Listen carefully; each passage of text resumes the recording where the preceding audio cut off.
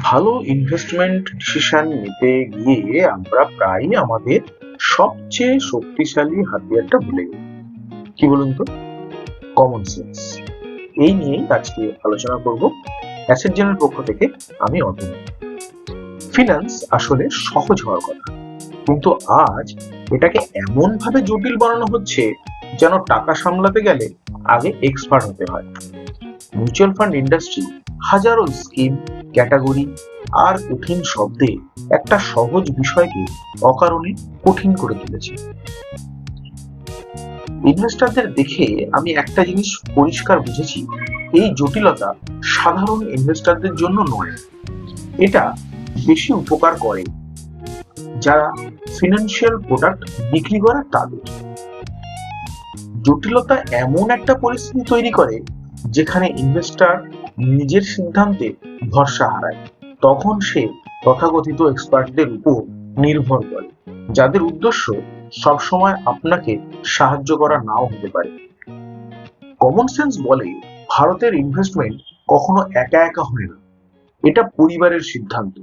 আপনার ইনভেস্টমেন্ট জড়িয়ে থাকে আপনার পরিবারের সেভিংস, বাচ্চার পড়াশুনো, বাবা মায়ের অসুস্থতা, তাদের রিটায়ারমেন্টের সঙ্গে।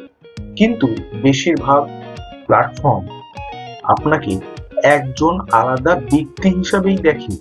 এটা বাস্তব ভারতের সঙ্গে কখনো মেলে না। আর একটা সাধারণ কথা, যেটা কাজ করছে সেটাকে ভাঙার কোনো দরকার নেই। বছরের পর বছর ধরে তৈরি করা পোর্টফোলিও হঠাৎ বদলে দেওয়ার মানে নিজের পরিশ্রমটাই অস্বীকার করা। আমরা বিশ্বাস করি আগে ভিত্তির উপর দাঁড়িয়েই উন্নতি করা উচিত। এই সহজতা কোনো শর্টকাট নয়, এটা এসেছে অভিজ্ঞতা থেকে। .com পাবেন নিশ্চয়ই মনে আছে আপনাদের, 2004 সালে। তারপরের ধাক্কা এসেছিল 2008 সালে, আর তারপরেরটা প্যান্ডামিক। এই সব আমাদের শিখিয়েছে কোনটা আসল আর কোনটা নয়।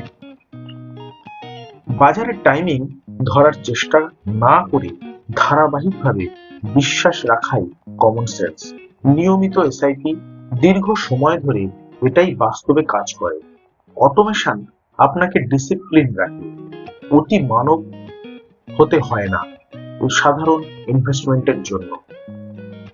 সবচেয়ে সফল ইনভেস্টরদের আসলে কোনো গোপন স্ট্র্যাটেজি থাকে না, তারা শুধু সাধারণ নিয়মগুলোকেই নিয়মিতভাবে মেনে চলে।